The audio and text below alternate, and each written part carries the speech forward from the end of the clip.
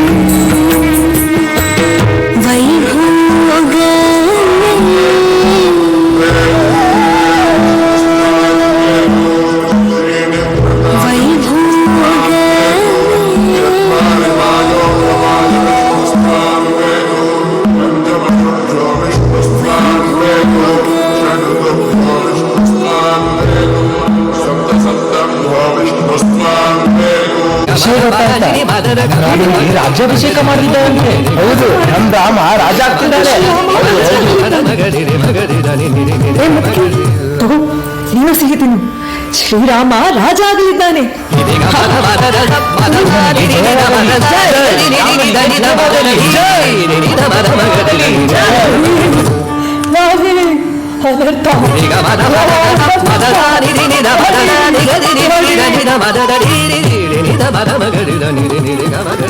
ರಾಣಿ, ಅಯ್ಯೋ ಮೋಸ, ಷಡ್ಯಂತ್ರ, ಅನರ್ಥ ಆಗೋಯ್ತು. ಏನಾಯ್ತು ಮಂತಾರೆ? ಇಲ್ಲ, ಯಾಕೆ ಹೀಗೆ ಏನೇನೋ ಮಾತಾಡ್ತಾ ಇದೆಯಾ? ಹೇಳು ಮಂತಾರೆ. ನನ್ನ ರಾಮ ಕುಶಲವಾಗಿ ಇದ್ದಾನೆ ತಾನೆ? ಹೇಳು ಮಂತಾರೆ. ಮಹಾರಾಜ ಭರತ ಅಯೋಧ್ಯೆಯಲ್ಲಿ ಇಲ್ಲದೆ ಇರುವ ಸಮಯ ನೋಡಿಕೊಂಡು ನಿನ್ನಿಂದ ಎಲ್ಲ ಮುಚ್ಚಿಟ್ಟು ಕೌಸಲ್ಯನ ಮಗ ರಾಮನನ್ನು ರಾಜ ಮಾಡ ಹೊರಟಿದ್ದಾನೆ. ಆ ರಾಮನನ್ನು ರಾಜ ಮಾಡ ಹೊರಟಿದ್ದಾನೆ ಕೈಕೇಯಿ.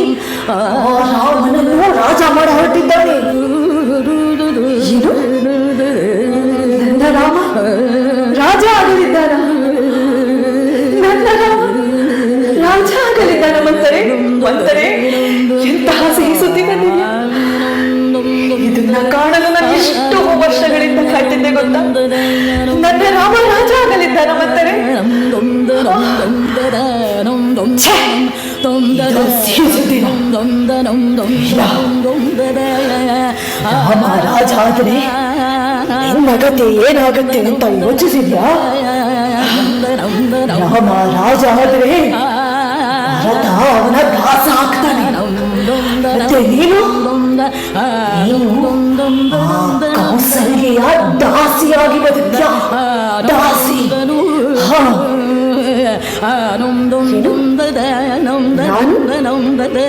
ದಾಸಿ? ನಾನು ದಾಸಿನ?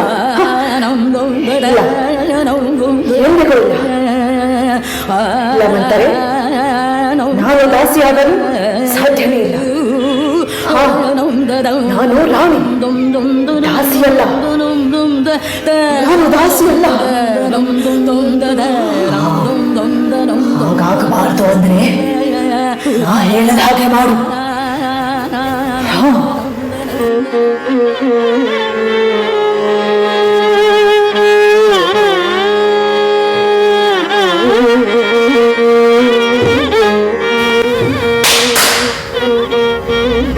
ಮಹಾರಾಜರಿಗೆ ಈ ಕೂಡಲೇ ನನ್ನ ಭವನಕ್ಕೆ ಬರಲಿ.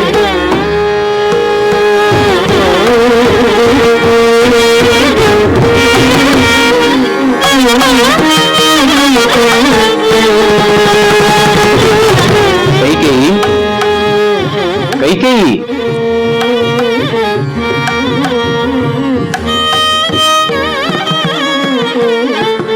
ಕೈಕೇಯಿ, ಏನಾಯಿತು? ಯಾಕೆ ಹೀಗೆ ಕುಳಿತಿರುವೆ? ಹೇಳು ಕೈಕೇಯಿ, ಏನಾಯಿತು? ಮಾತನಾಡು. ಯಾಕೆ ಇಷ್ಟೊಂದು ಕೋಪ?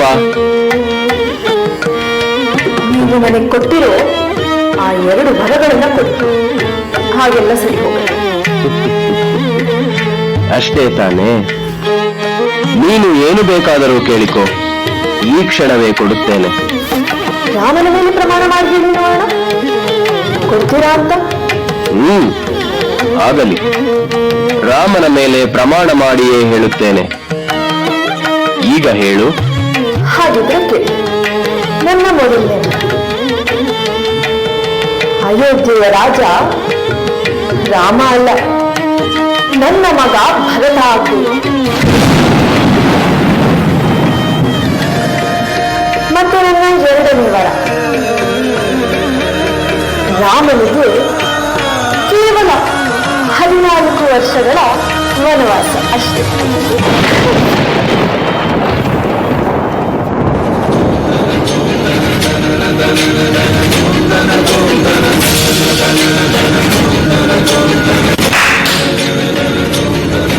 ರಾಮನನ್ನು ಬರಹೇಳಿ.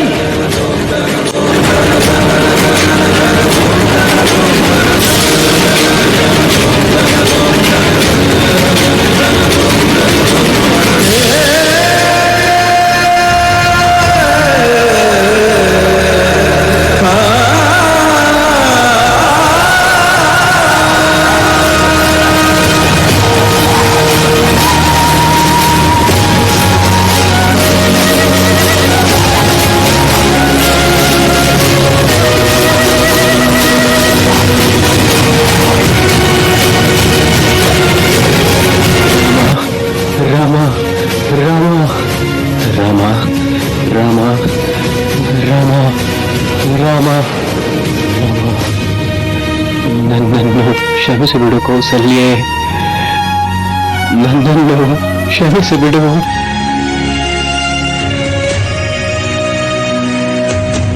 ರಾಮ, ರಾಮ, ರಾಮ, ರಾಮ, ರಾಮ, ರಾಮ.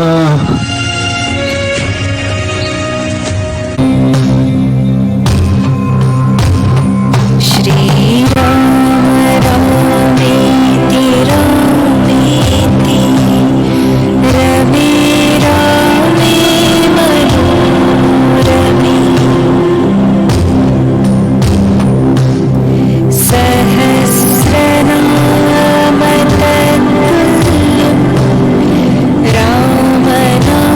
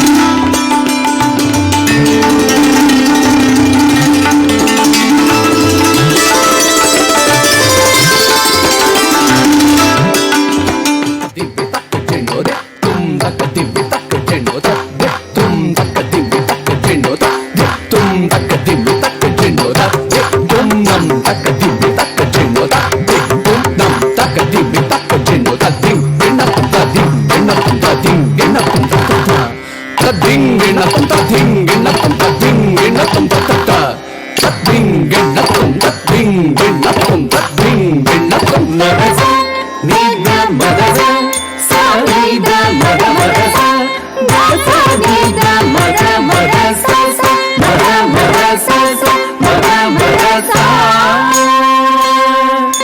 ಗಸನಿದ ಸನಿದ ಮನಿದ ಮಗದ ಮಗದ ಮದಸ ನಿದ ಮದಸ ಸರಿದ ಮದ ಮದಸ ದಾಸ ನಿದ ಮದ ಮದ ಸಸ ಮದ ಮದ ಸಸ ಮದ ಮದ ಸಾ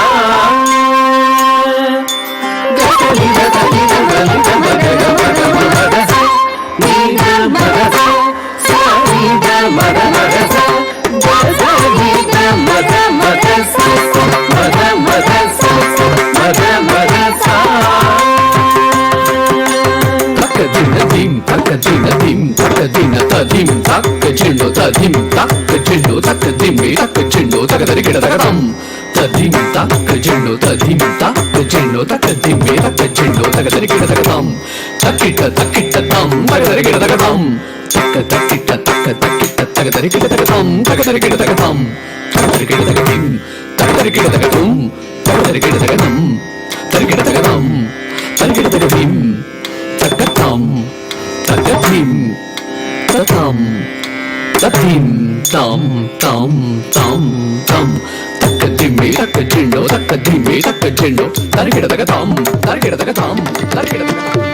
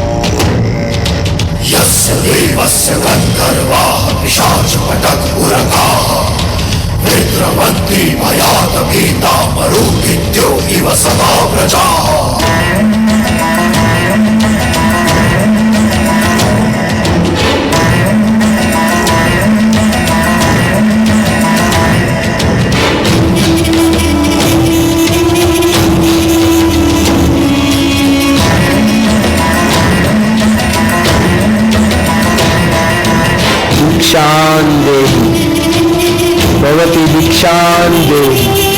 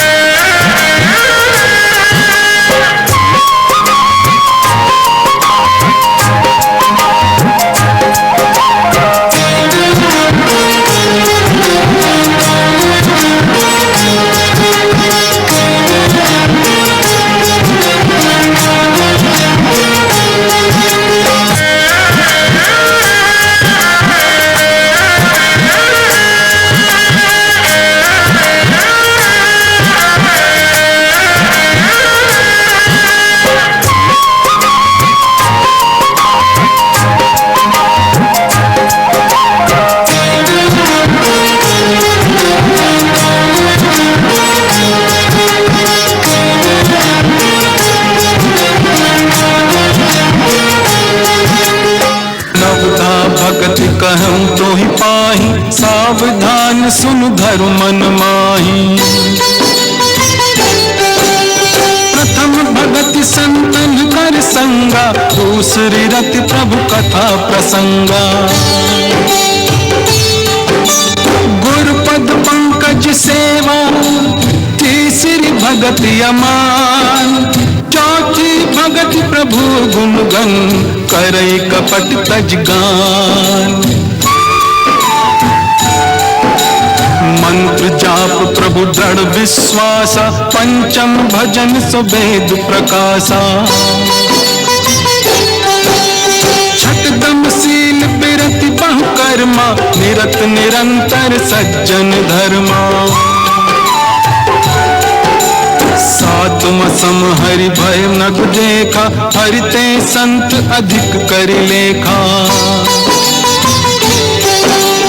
आठम जथा लाभ संतोषा, सपने हूँ नहीं देखई पर दोषा। नवम सरल सब सन छलहीना, हरि भरोस ही हर्ष न दीना। नवधा भगत सबरी कह देनी, सादर सबर शीस धरी।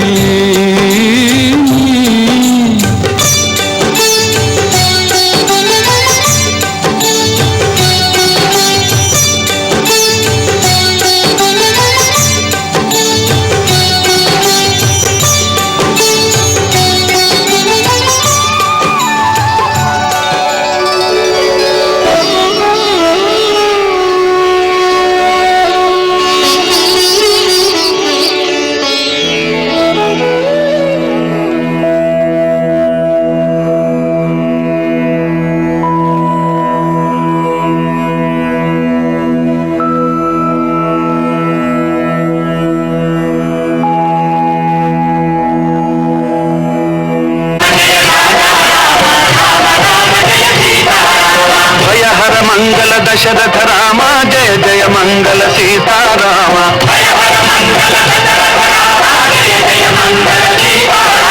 रघुपति राघव राजा राम, पतित पावन सीता राम। रघुपति राघव राजा राम, पतित पावन सीता राम। रघुपति राघव राजा राम, पतित पावन सीता राम। राघव राजा राम, पतित पावन सीता राम। रघुपति राघव राजा राम, रघुपति राघव राजा राम, पतित पावन सीता राम।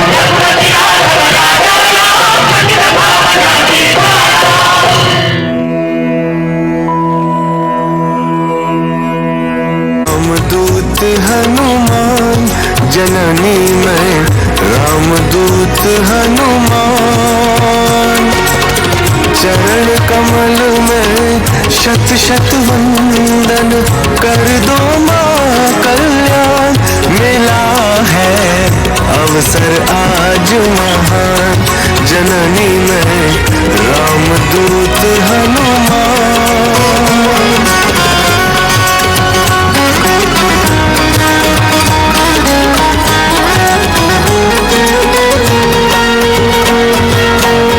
चमके कोटि सूर्य सम रघुवर, शीत चंद्र सी वाणी मधुकर। करके रावण हरण तुम्हारा, किया मृत्यु आवान। जननी में रामदूत हनुमान, जननी में रामदूत हनुमान।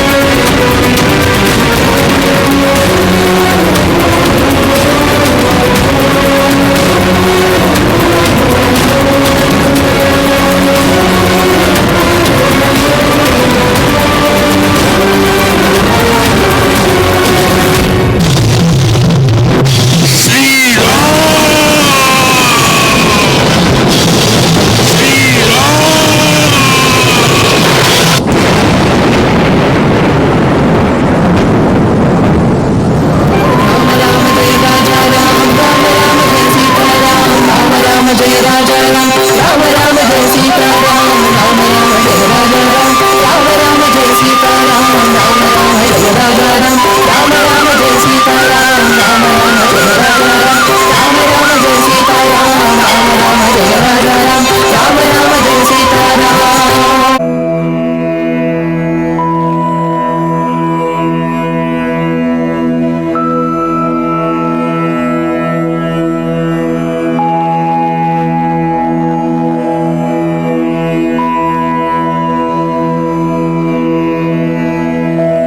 ಜನನಿ ಜನ್ಮಭೂಮಿಶ್ಚ ಸ್ವರ್ಗಾದಪಿ ಗರೀಯಸಿ.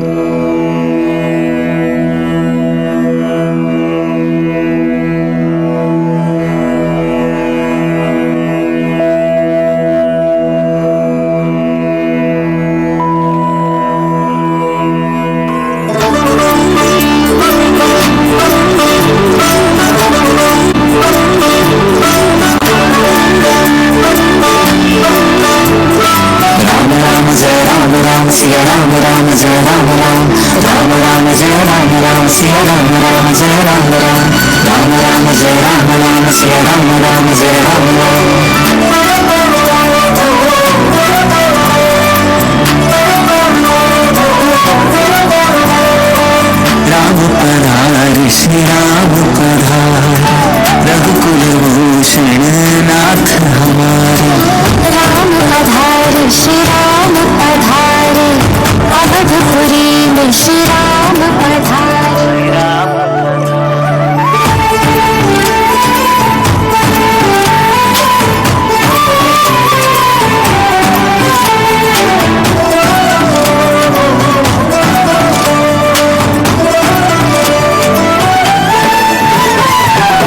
शक्ति सौंदर्यधारी मंगल भवन मंगलहारी, अमृत जैसा नाम है इनका, स्वर्ग से लिखा धाम है.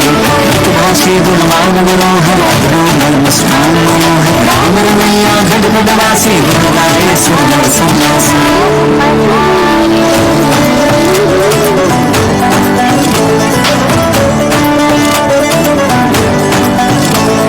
शील शक्ति सौंदर्यधारी मंगल भवन मंगलहारी, अमृत जैसा नाम है इनका, स्वर्ग से लिखा धाम है.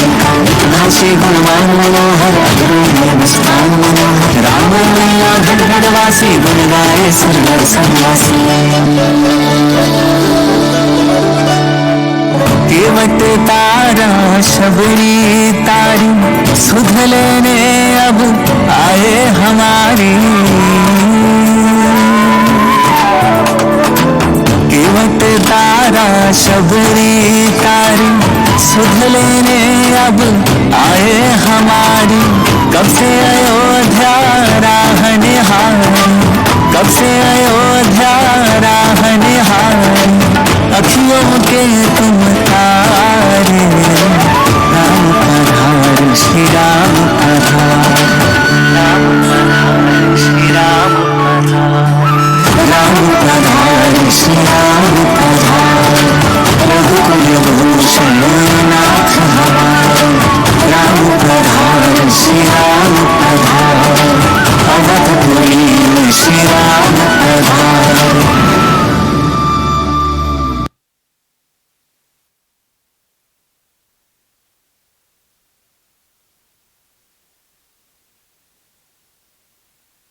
ರಾಮಾಯಣವನ್ನು ಸಂಕ್ಷಿಪ್ತ ರೀತಿ ಒಳಗೆ ಆದಷ್ಟು ಪ್ರಯತ್ನಪಟ್ಟು ಪ್ರತಿಯೊಂದು ವ್ಯಕ್ತಿತ್ವದ ರೂಪವನ್ನು ನಿಮಗೆಲ್ಲ ತಿಳಿಸ್ಕೊಳಕ್ಕೆ ಪ್ರಯತ್ನ ಪಟ್ವಿ. ಈಗ ರಾಮಾಯಣದ ಒಂದು ಉದ್ದೇಶ ಏನಂದ್ರೆ ಪ್ರತಿಯೊಂದು ವ್ಯಕ್ತಿತ್ವನೂ ಇವತ್ತಿನವರೆಗೂ ಯಾಕೆ ಉಳ್ದತಿ ಅಂದ್ರೆ ರಾಮಾಯಣ ಕೇವಲ ಒಂದು ಮಹಾಕಾವ್ಯ ಅಂತನೋ ಅಥವಾ ಯಾರೋ ಬರೆದಾರೋ ಹಾಗಾಗಿ ಒಪ್ಕೋಕ್ಕಿಂತನೂ ರಾಮಾಯಣದಿಂದ ನಮ್ಮ ಜೀವನಕ್ಕೆ ಏನು ಆದರ್ಶಗಳು ಸಿಗ್ತಾವ ಅಂದ್ರೆ ರಾಮಾಯಣದಿಂದ ನಮ್ಮ ಜೀವನದ ರೂಢಿಗಳನ್ನು ನಾವು ಹೆಂಗೆ ಬದಲಿಸ್ಬೋದು. ರಾಮ ಬಂದಿದ್ದು ನಾವು ದೇವರಾದ ಆದರೆ ರಾಮ ಬಂದಿದ್ದು ಮನುಷ್ಯನಾಗಿ ಹುಟ್ಟಿ ದೇವರಾದದ್ದು ಹೆಂಗಪ್ಪ ಅಂತೇಳಿ ತೋರ್ಸೋಕೆ ಭೂಮಿಗೆ ಬರಬೇಕಾಗಿತ್ತು. ಕೇವಲ ದೇವರು ಅಂದ್ರೆ ನಾವು ಏನೋ ಒಂದು ಶಕ್ತಿ ಅಂತ ಮಾಡೀವಿ. ಆದರೆ ರಾಮ ಮೂಲವಾಗಿ ಮನುಷ್ಯನಾಗಿ ಹುಟ್ಟಿ ಇವತ್ತು 9600 ವರ್ಷಗಳ ಆದ್ರೂ ಇವತ್ತಿಗೂ ದೇವರಾಗಿ ಉಳ್ದಾನ ಅಂದ್ರೆ ದೇವರಿಗೆ ಈ ಭೂಮಿ ಒಳಗೆ ಬಂದು ತೋರಿಸ್ಬೇಕಾಗಿತ್ತು ಮನುಷ್ಯನೇ, ಪ್ರತಿಯೊಬ್ಬ ಮನುಷ್ಯನೂ ದೇವರಾಗಕ್ಕೆ ಸಾಧ್ಯ ಐತಿ. ಆದರೆ ಬದುಕುವಲ್ಲಿ ರಾಮನ ಆದರ್ಶಗಳನ್ನು ಅಳವಡಿಸ್ಕೋಬೇಕು. ದೇವ್ರಿಗೇನ ಕಷ್ಟ ಬಂದಿಲ್ಲ ಅಂತೇಳಿ ನಾವೆಲ್ಲ ಅನ್ಕೋತೀವಿ, ರಾಮ ದೇವರು ಸೀತೆ ದೇವರು ಅಂತೇಳಿ. ಆದರೆ ದೇವ್ರಿಗೇನ ಆ ರೀತಿ ಕಷ್ಟ ಬಂದೈತಿ. ನಾವು ಯಾವುದು ನಾವು ಯಾವ ಮಟ್ಟಕ್ಕೆ ನಮಗೆ ಕಷ್ಟ ಬಂದ್ರೆ ನಾವು ಎಷ್ಟು ಇದನ್ನು ಮಾಡ್ತೀವಿ. ರಾಮ ಎಂಥ ಪರಿಸ್ಥಿತಿ ರಾಮಂದಂದರೆ, ಒಂದು ದಿನ ದಶರಥ ಮತ್ತು ಕರೆದ ನಿನಗೆ ಸಿಂಹಾಸನಪ್ಪ, ನಾಳೆ ನಿಂದು ಮಹಾರಾಜ ಆಗಿ ನೀ ಸಿಂಹಾಸನ ಪಟ್ಟಾಭಿಷೇಕ ಐತಿ ಅಂತ ಹೇಳಿದ ತಕ್ಷಣ ಮತ್ತೆ ಕರೆದ, ಇಲ್ಲ ಸಿಂಹಾಸನ ಇಲ್ಲ ನಿನಗೆ, ಕಾಡಿಗೆ ಹೋಗ್ಬೇಕು ನೀ, ಅದು ಕಾಡಿಗೆ ಅಂದ್ರೆ 14 ವರ್ಷ ವನವಾಸಕ್ಕೆ ಹೋಗ್ಬೇಕಂತಂದ. ದೇವ್ರು ಅವ್ಗೆ ಹೆಂಗಾಗಿರ್ಬಾರ್ದು ರಾಮಗೆ, ಅಂದರೆ ಏನೂ ತಾನು ಮಾಡಲ್ದೆ ತಪ್ಪು ನಮ್ಮ ಜೀವನದೊಳಗೆ ಹಂಗಾಗತ್ತೆ. ಈಗ ಏನೋ ಒಂದು ಆಗಿರ್ತೈತಿ, ಮತ್ತು ಅದ ನೆಕ್ಸ್ಟ್ ಕ್ಷಣದೊಳಗೆ ಏನೋ ಒಂದು ಕೆಟ್ಟಾಗಿರ್ತೈತಿ. ಆದ್ರೆ ರಾಮ ಅದನ್ನು ಅವ್ರ ತಂದೆ ಮಾತನ್ನು ಉಳಿಸ್ಕೊಳ್ಳೋಕ್ಕಾಗಿ 14 ವರ್ಷ ವನವಾಸ ಮಾಡಿದ. ಹಂಗೆ ಸೀತಾಗಾಗಿ ಬಂದ್ರೆ ಆಕಿಗೆ ಆ ವನವಾಸ ಮಾಡ್ಬೇಕಂತೇಳಿ ಕೈಕೇಯಿ ಹೇಳಿರಲಿಲ್ಲ. ಆದ್ರೂ ನನ್ನ ಗಂಡ ಪ್ರತಿಯೇ ಪರದೈವ ಅಂತೇಳಿ ಇವತ್ತಿನವರೆಗೂ ಸೀತಾನಂತ ಸತಿ ಇರ್ಬೇಕಂತೇಳಿ ನಾವೆಲ್ಲ ಅಂತೀವಿ. ಹಾಗಾಗಿ ಆಕಿ 14 ವರ್ಷ ಆಕಿ ವನವಾಸ ಮಾಡಿದ್ಲು. ಭರತ ಕೈಕೇಯಿ ಪ್ರಕಾರ ಭರತ ಸಿಂಹಾಸನವನ್ನು ಒಪ್ಕೋತಾನ ಅಂತ ಕೈಕೇಯಿ ತಿಳ್ಕೊಂಡಿದ್ರು. ಆದ್ರೆ ತನ್ನ ರಾಮ ಅಂದ್ರೆ ತನ್ನ ಅಣ್ಣ ಎಲ್ಲದಾನ ಅಲ್ಲಿಗೆ ಹೋಗಿ, ನನಗೆ ಈ ರಾಜ್ಯ, ಈ ಸಮಸ್ತ ಸೂರ್ಯವಂಶದ ರಘುವಂಶದ ರಾಜ್ಯ ನನಗೆ ಬೇಡ, ನನಗೆ ನೀನು ಬೇಕಂತ ಹೇಳಿ ಕರ್ಕೊಂಬರಕ್ಕೆ ಹೋಗ್ತಾನೆ. ಅಣ್ಣ ರಾಮ ಬರಕ್ಕೆ ನಿರಾಕರಿಸಿದಾಗ ಕೇವಲ ತನ್ನ ಪಾದುಕೆಗಳನ್ನು 14 ವರ್ಷ ಪಾದುಕೆಗಳನ್ನು ಸಿಂಹಾಸನ ಮೇಲೆ ಇಟ್ಟು ಕೇವಲ ಸಿಂಹಾಸನ ಆಳಿಲ್ಲ, ತಾನೂ ಕಾಡಿನೊಳಗೆ ಬಂದು ತನ್ನ ಅಣ್ಣ ಯಾವ ರೀತಿ ಪರಿಸ್ಥಿತಿ ಒಳಗೆ 14 ವರ್ಷ ಬದುಕ್ತಾನೋ ಅದ ಬದುಕನ್ನು ನಾನು ಬದುಕ್ತೇನೆ ಅಂತೇಳಿ ತೋರಿಸ್ಕೊಟ್ಟ ಅವ ಭರತನಂತ. ಎಲ್ಲರೂ ಅಂತಾರೆ ರಾಮಾಯಣದೊಳಗೆ ರಾಮಗೆ ಭಾಳ ಪ್ರೀತಿಯ ತಮ್ಮ ಅಂದ್ರೆ ಲಕ್ಷ್ಮಣ ಅಂತೇಳಿ. ಲಕ್ಷ್ಮಣಕ್ಕಿಂತನೂ ದೊಡ್ಡ ತ್ಯಾಗ ಭರತಂದಿತ್ತು. ಆಮೇಲೆ ಮುಂದೆ ಬರೋದಾದ್ರೆ ಈಗ ಅನಿಸ್ತೈತಿ 13 ವರ್ಷ ಅವರು ವನವಾಸ ಮುಗಿಸ್ಬಿಟ್ಟಿರ್ತಾರೆ. 13 ವರ್ಷ ಯಾವುದೇ ಒಂದು ಕಷ್ಟಗಳನ್ನು ಇಲ್ಲದೆ ಎಲ್ಲ ರಾಕ್ಷಸರನ್ನು ಕೊಲ್ಕೊಂತ ಸಮಾಜದಲ್ಲಿ ಒಳ್ಳೆಯ ಇದನ್ನು ಬಿತ್ಕೊಂತ 13 ವರ್ಷ ಮುಟ್ಟಿರ್ತಾರೆ. ಯಾಕೆ ಬರಬೇಕು ಅಂದರೆ ಕಷ್ಟ ಯಾಕೆ ಅಂದ್ರೆ ನಮಗೆ ಒಣವೆ ಅನಿಸ್ತಿರ್ತೈತಿ, ಎಲ್ಲ ಕರೆಕ್ಟಾಗಿ ಹೋಗಿರ್ತೈತಿ, ಆದರೂ ಕಷ್ಟ ಬರೋದು. ದೇವ್ರಿಗೆ ಏನೋ ಕಷ್ಟ ಬಿಟ್ಟಿಲ್ಲ ಅಂದ್ರೆ ನಮಗೆ ಹೆಂಗೆ ಅಂದರೆ ಹೊಂಟಿರ್ತಾರೆ ಅವರು. ಈಗ ಇದ್ರೊಳಗೆ ಹೋಗ್ಬೇಕಾದ್ರೆ ಯಾಕೆ ಸೀತೆನ ಅಪಹರಣ ಮಾಡ್ಕೊಂಡು ಹೋಗ್ಬೇಕು, ಅದೊಂದು ಕಷ್ಟ. ಇನ್ನೊಂದು ವರ್ಷ ಆಗಿದ್ದರೆ ವನವಾಸ ಮುಗಿತಿರ್ತೈತಿ. ಆ 13ನೇ ವರ್ಷದಾಗ ಯಾಕೆ ಕಷ್ಟ ಬಂದು, ಹಂಗೆ ನಮ್ಮ ಜೀವನದಾಗೂ ಹಂಗೆ ಕಷ್ಟ ಬರ್ತಾವೋ, ಆದರೆ ಅವ್ನು ಯಾವ ಪರಿಸ್ಥಿತಿ ಒಳಗೆ ಬರ್ತಾವ ಅಂತ ಗೊತ್ತಾಗಲ್ಲ, ಹೆಂಗೆ ಎದುರಿಸಿ ನಿಲ್ತೀವಿ ಅನ್ನೋದನ್ನು ರಾಮಾಯಣ. ಹೀಗಾಗಿ ಈ ಒಂದು ಬಹುಮುಖ್ಯ ಪಾತ್ರ, ಕೆಟ್ಟದ್ರೊಳಗೂ ಒಬ್ರು ಒಳ್ಳೆಯವ್ರು ಇರ್ತಾರೆ ಅನ್ನಕ್ಕೆ ವಿಭೀಷಣ, ರಾವಣನ ತಮ್ಮ ವಿಭೀಷಣ ಕಾರಣ ಅದ. ಹೊಳ್ಳಿ ವಿಭೀಷಣನ ಒಳ್ಳೆಯ ಗುಣನತ್ತ ಅವನ ಲಂಕಾಧಿಪತಿಯನ್ನು ಮಾಡ್ತಿ. ಹಿಂಗೆ ಪ್ರತಿಯೊಂದು ಆದರ್ಶಗಳನ್ನು ನಮ್ಮ ಜೀವನದಾಗ ನಡೆಸ್ಕೊತ ಹೋಗೋಣ. ಜನನಿ ಜನ್ಮಭೂಮಿಶ್ಚ ಸ್ವರ್ಗಾದಪಿ ಗರಿಯಸಿ ಅಂತ ಹೇಳ್ತಾರೆ. ತಾಯಿ ಮತ್ತು ತಾಯಿನಾಡು ಸ್ವರ್ಗಕ್ಕಿಂತ ಮಿಗಿಲ ಅಂತೇಳಿ ನಮಗೆಲ್ಲ ಗೊತ್ತೈತಿ. ಹಾಗೆ ರಾಮಾಯಣ ಜೀವನಕ್ಕೆ ಆದರ್ಶ. ಆದರೆ ಅವತ್ತಿನ ನಾನು ಮೊದಲಿಗೆ ಹೇಳಿದೆ, ಸರ್ವರನ್ನು ತನ್ನಾತ್ಮವೆಂದು ಬಗೆದವನು ಅಂಥೇಳಿ. ಇವತ್ತು ಈ ದೇಶದ ಅಥವಾ ಈ ಪ್ರಪಂಚದಲ್ಲಿ ನಿಸ್ವಾರ್ಥವಾಗಿ ಸೇವೆ ಮಾಡತಕ್ಕಂಥ ಇಬ್ಬರು ಅಂತಂದರೆ, ಒಂದು ರೈತ, ಒಂದು ಈ ದೇಶದ ಸೈನಿಕ. ರೈತರನ್ನ ಇವತ್ತು ನಮಗೆ ರೈತರ ಇಲ್ಲದೆ ಈ ದೇಶ ನಡೆಯಲ್ಲ. ಇನ್ನೊಂದು ಸೈನಿಕರಿಲ್ಲದೆ ಇವತ್ತು ಇಷ್ಟು ನೆಮ್ಮದಿಯಾಗಿ ಇವತ್ತು ನಾವು ಇಲ್ಲಿದ್ದೀವಿ ಅಂದ್ರೆ ಅದು ಸಾಧ್ಯ ಇಲ್ಲ. ಹೀಗಾಗಿ ಯಾವತ್ತಿಗೂ ರೈತರನ್ನ ಪೂಜಿಸೋಣ. ಅದೇ ರೀತಿಯಾಗಿ ಯೋಧರ ಅಂತ ಅಂದ್ರೆ ಸೈನಿಕರಂತ ಬರೋದಾದರೆ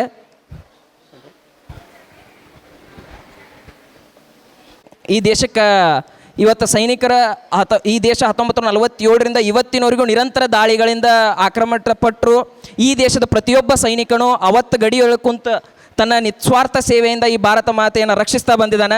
ಇವತ್ತು ನಮಗೆಲ್ಲರಿಗೂ ಹನುಮಂತಪ್ಪ ಕೊಪ್ಪದ್, ಲ್ಯಾನ್ಸ್ ನಾಯಕ್ ಹನುಮಂತಪ್ಪ ಕೊಪ್ಪದ್ ಇದೇ ಧಾರವಾಡದ ಭೂಮಿಯಿಂದ ಹೋಗಿ ಪ್ರಪಂಚದ ಅತ್ಯಂತ ಎತ್ತರದ ಯುದ್ಧ ಭೂಮಿ ಸಿಯಾಚಿನ್ ಅನ್ನುವಂಥ -50 -60 ಡಿಗ್ರಿ ಸೆಲ್ಸಿಯಸ್ ಹೋಗ್ತಿರೋಂಥ ಅಂಥ ಚಳಿ ಪ್ರಯತ್ನದಲ್ಲೂ ತನ್ನ ಮೇಲೆ ಕಿಲೋಮೀಟರ್ ಅಂತ ನಾವೇನು ಅವಲ್ಯಾಂಕ್ ಅಂತೀವಿ, ಅಂದರೆ ಐಸ್ ಗಡ್ಡೆ ತನ್ನ ಮೇಲೆ ಬಿದ್ರೂ 5 ದಿವಸಗಳ ಕಾಲ ಅದರ ಐಸ್ ಗಡ್ಡೆ ಕೆಳಗಣ ಬದುಕಿ ಈ ದೇಶದ ಅಂದರೆ ನಮ್ಮ ಧಾರವಾಡ ಮಣ್ಣಿಂದ ಹೋಗಿ ಈ ದೇಶಕ್ಕಾಗಿ ಮಾದರ ಅಂತ ಒಬ್ಬ ಹನುಮಂತಪ್ಪ ಕೊಪ್ಪದ್ ಲ್ಯಾಂಡ್ಸ್ ನಾಯಕನ ಕೊಟ್ಟಂಥ ಭೂಮಿ ಇದು.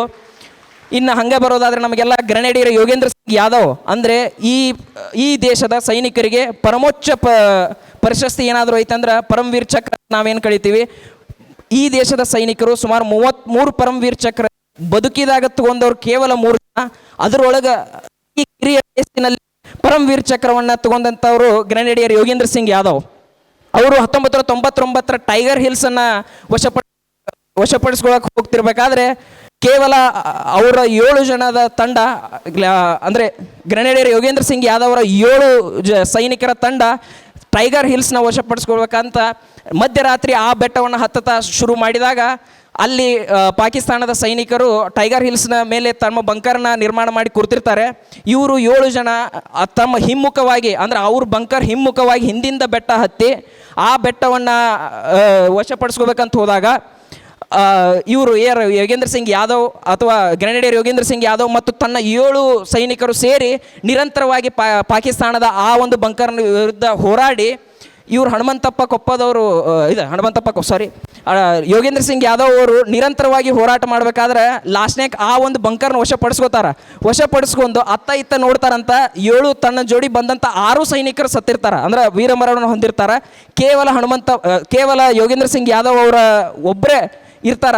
ಅವ್ರಿಗೂ ಇಂಥಲ್ಲಿ ಬಲಗೈ ಭಾಗದಲ್ಲಿ ಗುಂಡು ತಗಲಿರ್ತದೆ. ಅತ್ತಾಗಿಂದ ಪಾಕಿಸ್ತಾನದ ಒಂದು 40 ಜನ ಸೈನಿಕರು ಇವ್ರ ಮೇಲೆ ದಾಳಿ ಮಾಡಕ್ಕೆ ಬರ್ತಾರೆ. ಇವರು ಕೇವಲ ಒಬ್ಬರು, ಗ್ರೆನೇಡಿಯರ್ ಯೋಗೇಂದ್ರ ಸಿಂಗ್ ಒಬ್ಬರೇ. ಆವಾಗ ಏನಾಗತ್ತೆ, ಇನ್ನು ನನ್ನ ಉಳಿಸಲ್ಲ ಅಂತೇಳಿ ಅವ್ರ ಸೈನಿಕ ಮಲ್ಕೊಂಡ್ಬಿಡ್ತಾರ. ಅಂದ್ರೆ ನಾನು ಸತ್ತಾನ ತಿಳ್ಕೊತಾರ ಅವ್ರು ಅಂತೇಳಿ. ಅವ್ರು 40-50 ಜನ ಸೈನಿಕರು ಬಂದು ಇಲ್ಲೆಲ್ಲ ನೋಡಿ ಏನೋ ಸೇಫ್ಟಿಗೋಸ್ಕರ ಅಂತೇಳಿ ಮತ್ತೊಂದು 2-3 ರೌಂಡ್ ಗುಂಡು ಹಾರಿಸ್ತಾರ. 11 ಗುಂಡು ಬದುಕಿರುವಂಥ ಯೋಗೇಂದ್ರ ಸಿಂಗ್ ಯಾದವ್ ಅವರ ಬೆನ್ನು ಸೀಳ್ತಾವ. ಅವರು ಅದಾದಮೇಲೆ ಇವ್ರ ಕಡೆ ಇರುವಂಥ ಗನ್ ಆಗಿರ್ಬೋದು, ರಫೇಲ್ AK-47 ಗನ್ ಆಗಿರ್ಬೋದು, ಎಲ್ಲ ಶಸ್ತ್ರಾಸ್ತ್ರಗಳನ್ನು ತಗೊಂಡು ಅವರು ಪಾಕಿಸ್ತಾನ ಸೈನಿಕರಿನ ಆದ್ರೆ ಭಾರತದ ಸೈನಿಕರು ಆದರು ಅಂತೇಳಿ ಹೊಂಟಿರ್ತಾರೆ ಅವರು. ಅಂದರೆ ನೆಕ್ಸ್ಟ್ ಅಲ್ಲಿ ಸೈನಿಕರನ್ನ ಕರೆಸಿ ಮತ್ತೆ ಬಂಕರ್ನಾಗ ಇಳಿಸಿ ಆ ಒಂದು ಸಮಯದಾಗ ಯೋಗೇಂದ್ರ ಸಿಂಗ್ ಯಾದವ್ ಅವ್ರಿಗೆ ಎಚ್ಚರ ಆದ್ಮೇಲೆ ಏನು ಮಾಡಬೇಕು, ಈಗ ಬೆಟ್ಟ ನಾವು ಗೆದ್ದೀವಿ, ಇದನ್ನು ನಾವು ಕೆಳಗಿನ ಸೈನಿಕರಿಗೆ ಮುಟ್ಟಿಸ್ಬೇಕು. ಅವ್ರೇನು ಮಾಡ್ತಾರೆ, ತಮ್ಮ ಮುಂದುಗಡೆ ಇರೋ ಜೇಬಲ್ಲಿದ್ದಂಥ ಒಂದೇ ಒಂದು ಗ್ರೆನೇಡ್ ಇರ್ತೈತಿ, ಅದನ್ನೇ ಆ್ಯಕ್ಟಿವ್ ಮಾಡಿ ಆ ಒಂದು ಸೈನಿಕರು ಏನು ಪಾಕಿಸ್ತಾನ ಸೈನಿಕರು ಹೊರಳಿ ಹೊಂಟಿರ್ತಾರಲ್ಲ ಅವ್ರ ಮೇಲೆ ಒಗೆದ ಕೂಡಲೇ ಬಂಕರ್ ಅದು ಗ್ರೆನೇಡ್ ಬ್ಲಾಸ್ಟ್ ಆಗಿ 40 ಜನ ಸೈನಿಕರು ಸಾಯ್ತಾರೆ. ಒಂದಿಬ್ರು ಉಳಿದವ್ರು ಏನು ಮಾಡ್ತಾರೋ, ಇದು ಭಾರತದಿಂದ ಬರೀ ಇವರು 7 ಜನ ಅಲ್ಲ ಭಾಳ ಜನ ಸೈನ್ಯನೇ ಬಂದಿರ್ತೈತೆ ಅಂತೇಳಿ ಓಡಿ ಹೋಗ್ಬಿಡ್ತಾರೆ ಪಾಕಿಸ್ತಾನ ಸೈನಿಕರು. ಆವಾಗ ಗ್ರೆನೇಡಿಯರ್ ಯೋಗೇಂದ್ರ ಸಿಂಗ್ ಯಾದವ್ ಅವರು ಅಲ್ಲೇ ಒಂದು ಜರಿ ಹರಿದಿರ್ತೈತಿ, ಆ ಜರಿ ಒಳಗೆ ಬಿದ್ದು, ಅಂದರೆ ನಡೆಯೋಕ್ಕಾಗ್ತಿರಲ್ಲ ಮನುಷ್ಯಾಗ, ಆ ಜರಿ ಒಳಗೆ ಬಿದ್ದು ಕೆಳಗಡೆ ಬಂದು ಆ ಟೈಗರ್ ಹಿಲ್ಸ್ ನಾವು ವಶಪಡಿಸ್ಕೊಂಡೀವಿ, ಅಲ್ಲಿ ಹೋಗಿ ಮೊದಲು ಆ ಬಂಕರ್ ಒಳಗೆ ನಮ್ಮ ಸೈನಿಕರನ್ನ ಕುಂಡ್ರಿಸ್ರಿ ಅಂತ ಕೆಳಗೆ ಬಂದು ಹೇಳ್ತಾರೆ. ಅಂಥ ಯೋಗೇಂದ್ರ ಸಿಂಗ್ ಯಾದವ್ ಅವ್ರನ್ನ ಪಡೆದಂಥ ಈ ರಾಷ್ಟ್ರ ಇವತ್ತು ಅವರು ಪರಮವೀರ್ ಚಕ್ರ ಪ್ರಶಸ್ತಿ ಪುರಸ್ಕೃತರು. ಹೀಗೆ ಅನೇಕ ಸೈನಿಕರು ನಮ್ಮಲ್ಲಿ, ಈ ಜಶ್ವಂತ್ ಸಿಂಗ್ ರಾವತ್ ಅನ್ನೋ ಒಬ್ಬ ಸೈನಿಕರು ಇವತ್ತಿನವರೆಗೂ ಅರುಣಾಚಲ್ ಪ್ರದೇಶನಾಗ ಅವ್ರ ಹೆಸರಲ್ಲಿ ಒಂದು ಗುಡಿ ಕಟ್ಟಿ ಪೂಜೆ ಮಾಡ್ತಾರೆ. ಅಂಥ ಸೈನಿಕರನ್ನು ನಾವೆಲ್ಲ ನೆನಪಿಸೋಣ. ಆ ಒಂದು ಸೈನಿಕರ ಒಂದು ಅವರ ಒಂದು ಮಹತ್ವವನ್ನು ತಿಳಿಸಲಿಕ್ಕೆ ಈಗ ಒಂದು ನಿಮ್ಮೊಂದು ಸಣ್ಣ ಒಂದು ಪ್ರಯತ್ನ ಮಾಡ್ತಿದ್ದೀವಿ.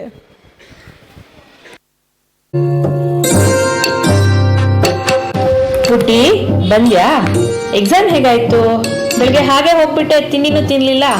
ಬಾ, ನಿನ್ಗೋಸ್ಕರ ಅಂತ ಹುಟ್ಟಿದ ಬಗ್ಗೆ ಸಿಹಿ ಮಾಡಿದ್ದೀನಿ. ಬಂದು ಬೇಗ ಕೈಕಾಲು ತೊಳ್ಕೊಂಡು ತಿಂದು ಊಟ ಮಾಡಿ ರೆಡಿಯಾಗು. ಆಮೇಲೆ ಗಣಪತಿ ದೇವಸ್ಥಾನಕ್ಕೆ ಹೋಗ್ಬಿಟ್ಟು ಪೂಜೆ ಮಾಡಿಸ್ಕೊಂಡು ಬರೋಣ. ಎಲ್ಲ ಒಳ್ಳೇದಾಗ. ಅಮ್ಮ ಪ್ಲೀಸ್, ಇವಾಗ ಇನ್ನೂ ಮನೆಗೆ ಬಂದಿದ್ದೀನಿ, ಆಗ್ಲೇ ಶುರು ಮಾಡ್ಬೇಡ ನೀನ್ ಪುರಾಣನ. ನನ್ಗೆ ಊಟನೂ ಬೇಡ, ಏನೂ ಬೇಡ. ಅದಕ್ಕೆ ಯಾಕೆ ಕೋಪ ಮಾಡ್ಕೋತೀಯ ನೀನು? ಹುಟ್ಟದ ದಿನ ನೀನು ಕೋಪ ಮಾಡ್ಕೊಂಡ್ರೆ ಚೆನ್ನಾಗಿ ಕಾಣಲ್ಲ. ನೀನು ಬಾ ಪ್ಲೀಸ್, ನನ್ನ ಪಾಡಿಗೆ ಬಿಟ್ಬಿಡು. ನನ್ನ ಎಲ್ಲಿಗೂ ಕರಿಬೇಡ. ನಾನು ಯಾವ ದೇವಸ್ಥಾನಕ್ಕೂ ಬರಲ್ಲ. ಆ ಗಣಪತಿಗೆ ನೀನೇ ಪೂಜೆ ಮಾಡ್ಕೊ. ನನ್ನ ಫ್ರೆಂಡ್ಸ್ ಅವ್ರ ಪೇರೆಂಟ್ಸು ಇದಾರೆ, ಅವಳನ್ನ ಕಾಶ್ಮೀರಿಗೆ ಟ್ರಿಪ್ಪಿಗೆ ಕರ್ಕೊಂಡು ಹೋಗಿದ್ರು. ನೀನೇನ್ ಮಾಡಿದ್ಯಾ? ಯಾವಾಗ್ಲೂ ದೇವಸ್ಥಾನ ಸುತ್ತಿಸ್ತಾ ಇರ್ತೀಯ ನನ್ನ. ಪ್ಲೀಸ್ ಇಲ್ಲಿಂದ ಔಟೋಗು. ಬರ್ತಿದ್ದಂಗೆ ಶುರು ಮಾಡ್ಕೊಂಡ್ಬಿಡ್ತಾರೆ.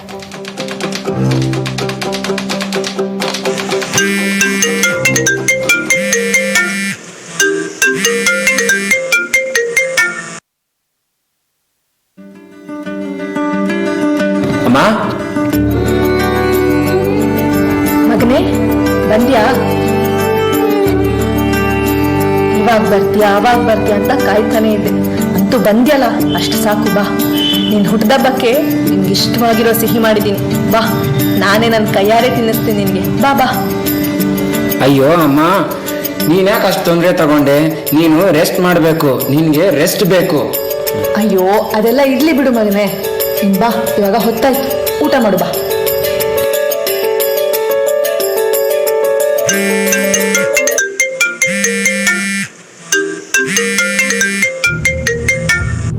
ಜೈ ಹಿಂದ್ sir. Jai Hind. Officer, your leave has been cancelled due to special operation. Report on duty immediately.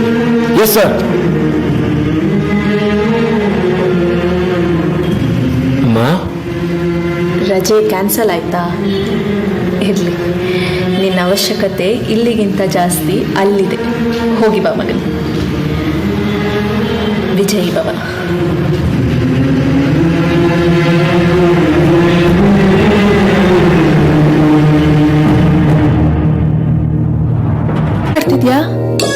ನಿನ್ ಫೇವ್ರೆಟ್ ಹೀರೋದು ಹೊಸ ಮೂವಿ ರಿಲೀಸ್ ಕಡೆ ಇವತ್ತು ಅಲ್ವಾ?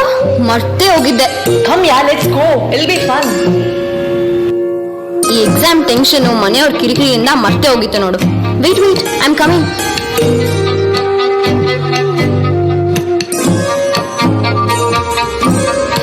ಎಲ್ಲಿ ಹೋಗ್ತಿದ್ಯೆ? ನಾನು ಎಲ್ಲಾದ್ರೂ ಹೋಗ್ತೀನಿ. ನಾನು ಇನ್ನ ಚಿಕ್ಕ ಹುಡುಗಿ ಅಲ್ಲ ನಿಮ್ಗೆ ಹೇಳಿ ಕೇಳಿ ಹೋಗಕ್ಕೆ. ಆಮೇಲೆ ಆ ಪುಟ್ಟದನ್ನ ಫಸ್ಟ್ ಕರಿಬೇಡಿ ಅಂತ ಎಷ್ಟೆಲ್ಲ ಹೇಳಿದೀನಿ ಅಲ್ವೇ? ನಾನು ಹೇಳೋದನ್ನ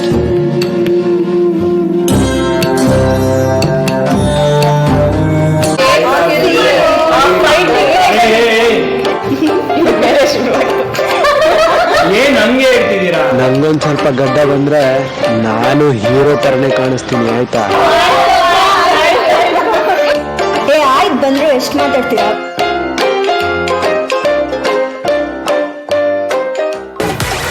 ಬ್ರೋ, ಲಾಸ್ಟ್ ವೀಕ್ ಇಂಟರ್ವ್ಯೂ ಕೊಟ್ಟಿದ್ದಲ್ಲ, ಏನಾಯ್ತು? ಸೆಲೆಕ್ಟಾ ಅಥವಾ ಅದು ಹೋಗೇನಾ? ಹಲೋ, ನಾನು ಸೆಲೆಕ್ಟ್ ಆಗಿದ್ದೀನಿ, ಆದ್ರೆ ಆ ಕಂಪನಿ ಬೇಡ ಅಂತ ನಾನೇ ರಿಜೆಕ್ಟ್ ಮಾಡಿದ್ದು. ಓಹೋ, ಇದ್ಯಾವುದೋ ಹೊಸ ಈ ಬಿಸಿಲಲ್ಲಿ ಹೋಗಿ ಯಾರು ಕೆಲಸ ಮಾಡ್ತಾರೆ? ನಮ್ಮಪ್ಪ ಮಾಡಿಟ್ಟಿರೋ ಆಸ್ತಿನೇ ಕೋಟ್ಯಾಂತರ ರೂಪಾಯಿ ಇದೆ. ಈ ಕೆಲಸ ಜಾಬ್ ಎಲ್ಲ ನನಗೆ ಆಗ್ಬೇಕು. ಆಯ್ತು ಬಿಡಪ್ಪ, ನೀವೇನು ಸಾವುಕಾರ ಮಂದಿ.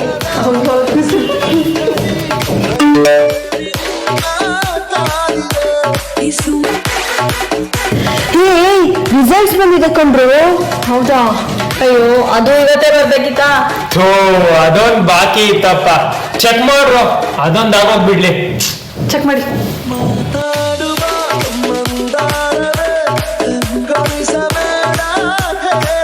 ಏನಾಯ್ತು? ಎಷ್ಟು? ಒಂದ ಎರಡ? ಡಮಾರು. Hello, pass 35. ಯಪ್ಪ, ತಡ್ಕೊಳಕ್ಕಾಗ್ತಾ ಇಲ್ಲ, ಜಾಸ್ತಿ ಆಗೋಯ್ತು.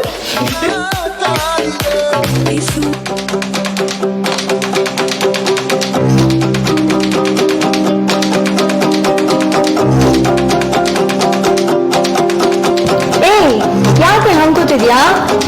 ನೀನು ಪಾಸ್ ತಾನೆ? ಹಾ ಹಾ ಹಾ, ನಾನು ಪಾಸೆ. ಸರಿ ಸರಿ, ನಡಿ ಹೋಗೋಣ.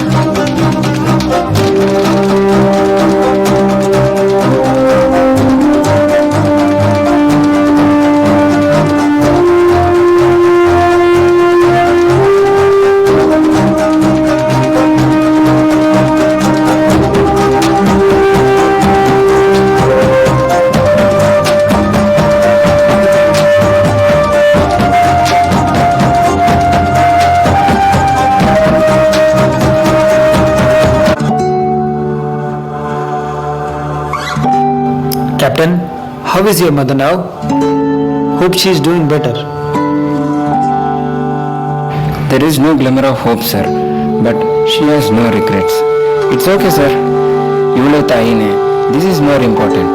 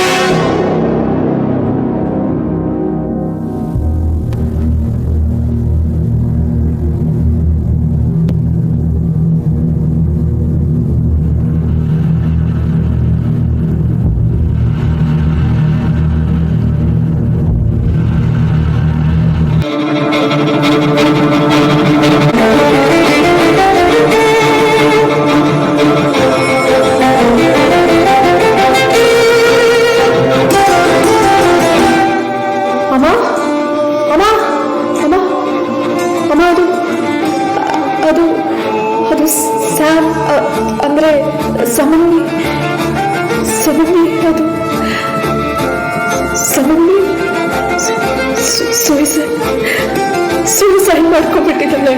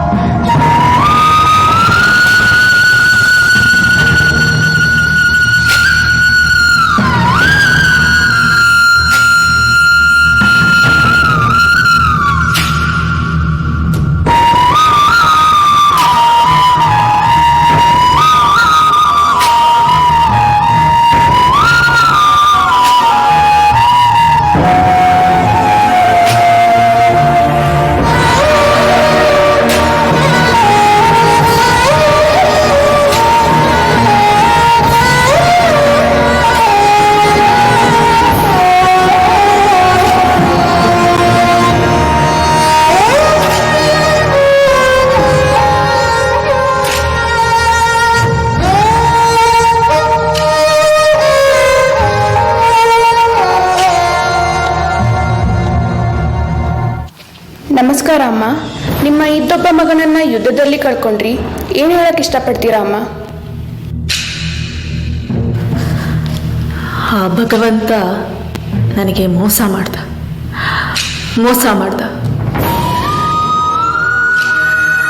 ಒಬ್ಬನೇ ಒಬ್ಬ ಮಗನನ್ನ ಕೊಟ್ಟ. ಇನ್ನೊಬ್ಬ ಮಗನನ್ನ ಕೊಟ್ಟಿದ್ದಿದ್ರೆ ಅವನನ್ನು ನಾನು ಸೈನ್ಯಕ್ಕೆ ಸೇರಿಸ್ತಿದ್ದೆ. ಈ ದೇಶದ ರಕ್ಷಣೆಗಾಗಿ ಅವನನ್ನು ಮುಡುಪಿಡ್ತಿದ್ದೆ.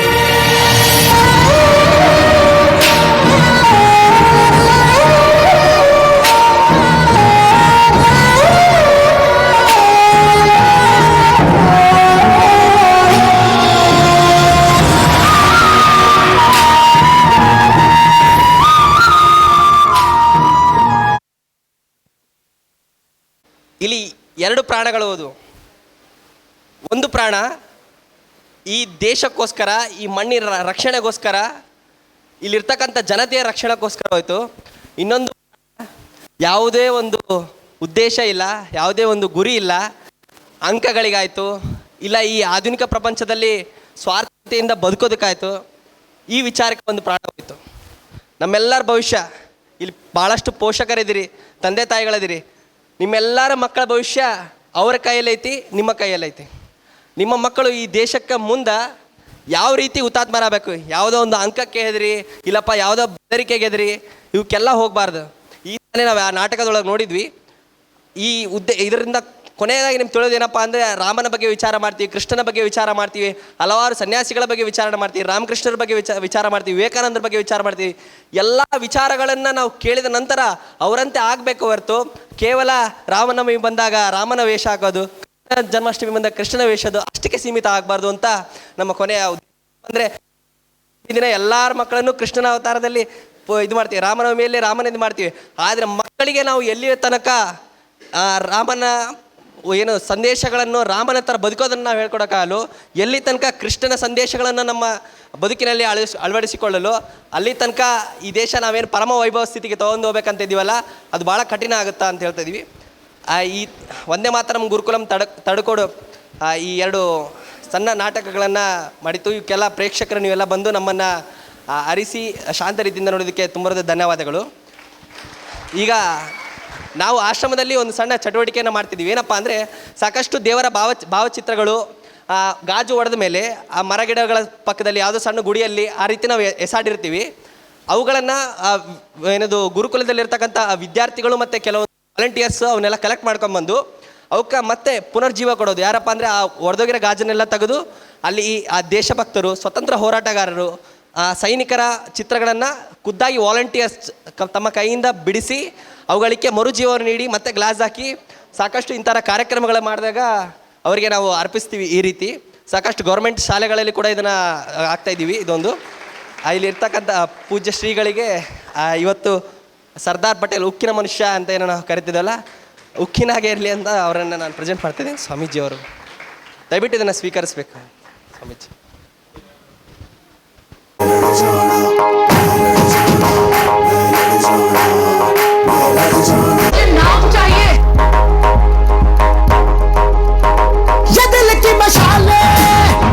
जोश से जला के जलती लपटों को हमने हाथों में है थाम लिया.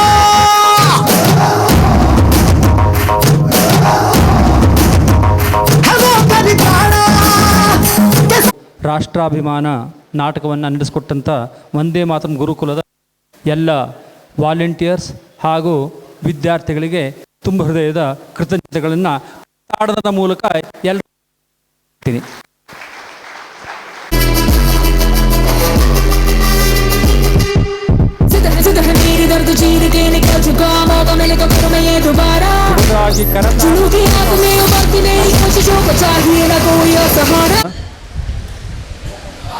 ನಮ್ಮ ಕಾರ್ಯಕ್ರಮಕ್ಕೆ ಹಾಲು, ಮೊಸರು, ಬೆಣ್ಣೆ ಮತ್ತು ತುಪ್ಪವನ್ನು ಉಚಿತವಾಗಿ KMFನಿಂದ ಕೊಡಮಾಡಲಿಕ್ಕೆ ಸಹಕಾರಿಯಾದಂಥ ಸನ್ಮಾನ್ಯ ಶ್ರೀ ಹನುಮಂತಗೌಡ ಹಿರೇಗೌಡರು ಬಂದಿದ್ದಾರೆ. ತಾವು ದಯವಿಟ್ಟು ವೇದಿಕೆಗೆ ಆಗಮಿಸಬೇಕಂತ ಹೇಳಿ ಸ್ವಾಮೀಜಿಯವರ ಕೋರಿಕೆ ಇದೆ. ತಾವು ದಯವಿಟ್ಟು ಬರಬೇಕು ವೇದಿಕೆ ಮೇಲೆ. ಗದಗಿನ ಮಾಜಿ ಶಾಸಕರು, ರಾಜ್ಯ ವಿಕೇಂದ್ರೀಕರಣ ಸಮಿತಿಯ ಉಪಾಧ್ಯಕ್ಷರು, ರಾಜ್ಯ ಸಚಿವ ದರ್ಜೆಯ ಮಾನ್ಯರು ಆದಂಥ ಸನ್ಮಾನ್ಯ ಶ್ರೀ DR ಪಾಟೀಲರು ಕೂಡ ವೇದಿಕೆಗೆ ಆಗಮಿಸಬೇಕಾಗಿ ಕೇಳ್ಕೊಳ್ತೇನೆ. ಇವರಿಬ್ಬರು ಬಹಳ ಮುಖ್ಯ ಕಾರಣ. ಕಳೆದ 3-4 ವರ್ಷಗಳಿಂದ ನಿರಂತರವಾಗಿ ಮೈಸೂರಿನಿಂದ ಪ್ರಾರಂಭವಾಗಿ KMFನಿಂದ ಸುಮಾರು 3,50,000 ಏನು ಬಿಲ್ಲು ಈ ಹಾಲು ಮತ್ತು ಮೊಸರಕ್ಕೆ ಬರ್ತಾಯಿತ್ತು, ಅದನ್ನು ನಿರಂತರವಾಗಿ ಅವರು KMFನಿಂದ ಸ್ಪಾನ್ಸರ್ ಮಾಡ್ತಾ ಬರ್ತಾ ಇದ್ದಾರೆ. ಪ್ರತಿ ಸಮ್ಮೇಳನಕ್ಕೆ ಇದಕ್ಕೆ ಕೇಂದ್ರ ಬಿಂದು ಅದು ಯಾವುದೇ ಫೆಡರೇಷನ್ ಆಗಿರಲಿ, ಅದು ಮೈಸೂರು ಬೆಂಗಳೂರು ಹಾಲು ಉತ್ಪಾದಕರ ಸಂಘ ಆಗಿರಲಿ, ಅದು ಧಾರವಾಡದ್ದಾಗಿರಲಿ, ಅಥವಾ ಬೇರೆ ಯಾವುದೇ ಊರದ್ದಾಗಿದ್ದರೂ ಸಹ ಅದನ್ನು ಕೋಆರ್ಡಿನೇಟ್ ಮಾಡಿ ನಮಗೆ ಅದನ್ನು ಕೊಡಮಾಡಲು ಕಾರಣೀಭೂತರಾದಂಥ ಸನ್ಮಾನ್ಯ ಶ್ರೀ DR ಪಾಟೀಲರು ಕೂಡ ಆಸೀನರಾಗಬೇಕು ಅವ್ರ ಜೊತೆಯಲ್ಲಿ.